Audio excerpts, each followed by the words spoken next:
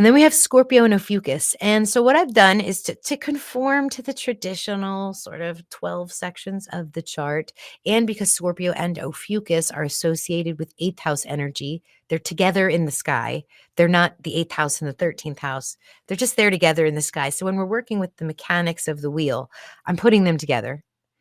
And, they're 11 days each if you split them in half like this, but if you actually look at them in the sky, they're on top of one another. So for me, if you've got a sun here, you are both. You are both Scorpio and Ophiuchus. If you're born on the 23rd, you're probably a little bit more Scorpio.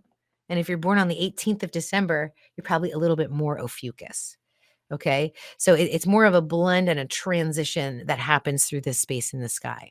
But the dates for Ophiuchus here listed are from the midpoint boundaries. They're not from the international astrology boundaries or astronomy boundaries. You can use those too. I like the midpoints. They just make sense to me. And if I had it my way, I'd probably call this area of the sky Scorphiuchus because it would be a much more instead of separating Scorpio from Ophiuchus, because it is actually part of the same energy. Anyway, I'm digressing. So if you have a Scorpio and or Ophiuchus sun, this lunation is squaring your sun. And this is the first square. This is the hardest square.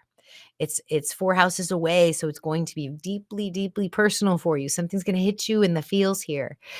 So what I would say is you need to protect your energy if your sun is in this space. You guys are really good at that anyway, but sometimes y'all have a tendency to sort of wiggle your way into the chinks of other people's armor, and you need to do that for yourself during this lunation, because I think anytime you get into other people's dramas, you're going to feel the repercussions of that on a very deep way.